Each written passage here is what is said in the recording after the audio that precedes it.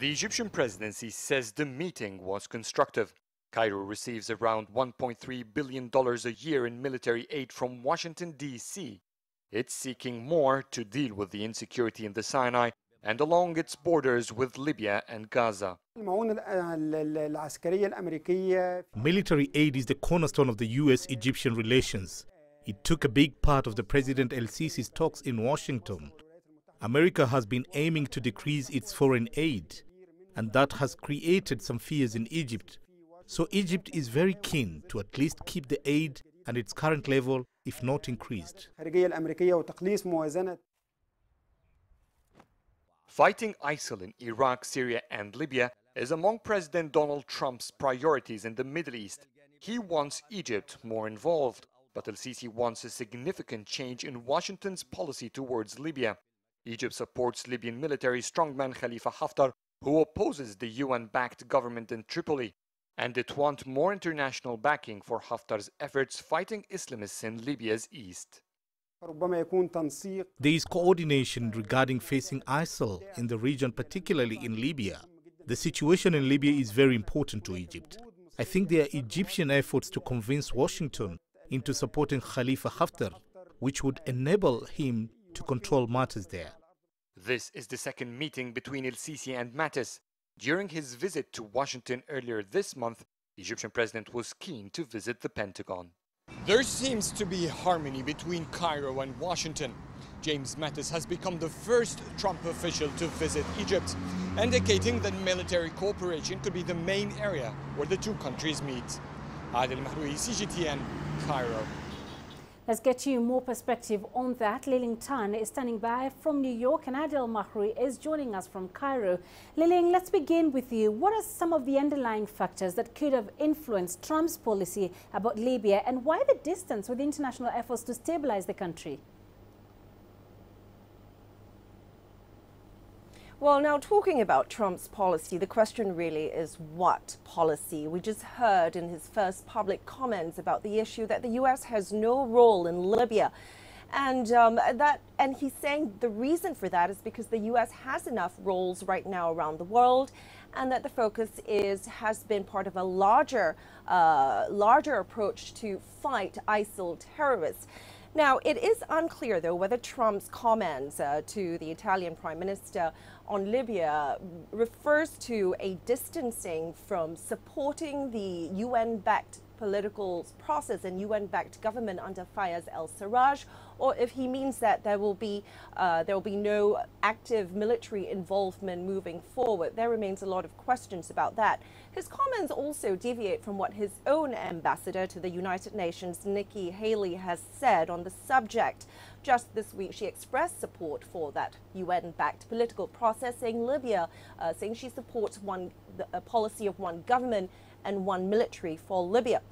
So while Trump's remarks on Libya does suggest some distancing from the Libyan issue, the question now is to what extent to what level or to what extent will we see this distancing? And that remains a key question right now with very little clarity.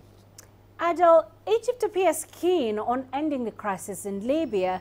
What kind of support is the country seeking from the U.S. to achieve this?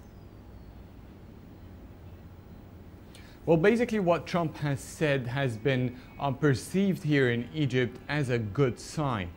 So now Trump is not announcing any support to the UN-backed Government of National Accord led by Fayez al-Sarraj, which is based in Tripoli in the west of Libya and supported by some Islamist group.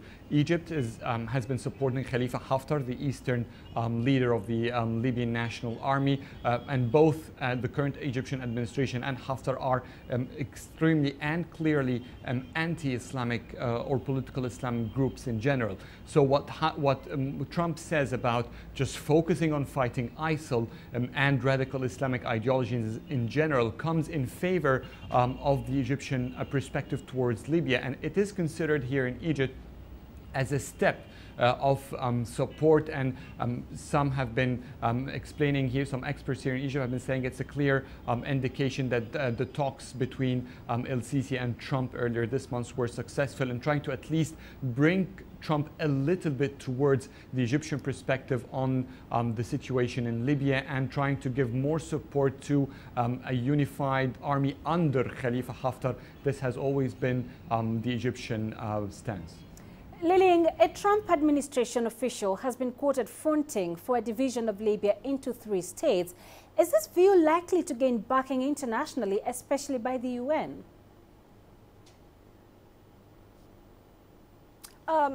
Very unlikely, and let me explain why. Now, this proposition was made by a man called Sebastian Gorka. According to the Guardian article that broke the story, Gorka had made the suggestion to a European diplomat.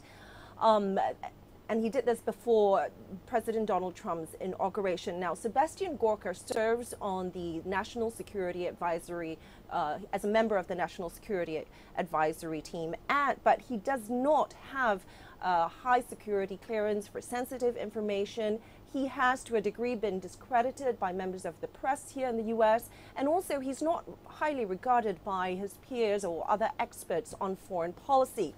However, Gorka has also been reportedly vying for the job of US envoy to Libya, a job that that may or may not be created moving forward. So there's a lot of uncertainty about the weight or substance behind his suggestion.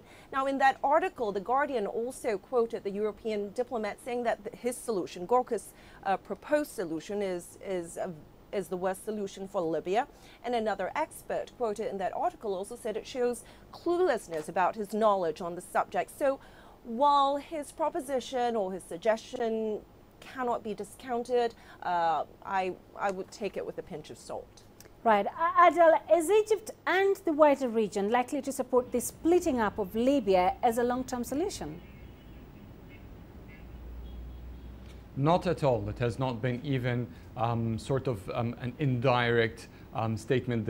All the positions, the clear positions from the Egyptian government, Tunisia, Libya, the main regional players in the Libyan crisis and Libya's prime Arab neighbors, they have all stressed on the necessity to maintain a unified territories for Libya under one leadership.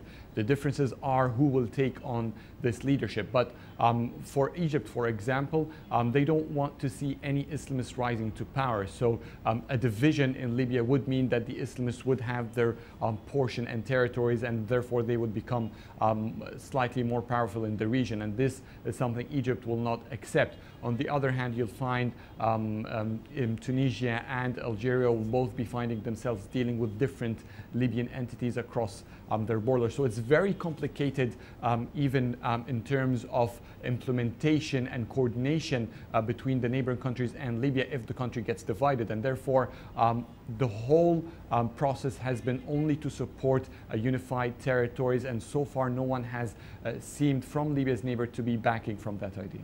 All right. Adel Mahrouky live for us in Cairo and Lillington in New York. Thank you both for joining us.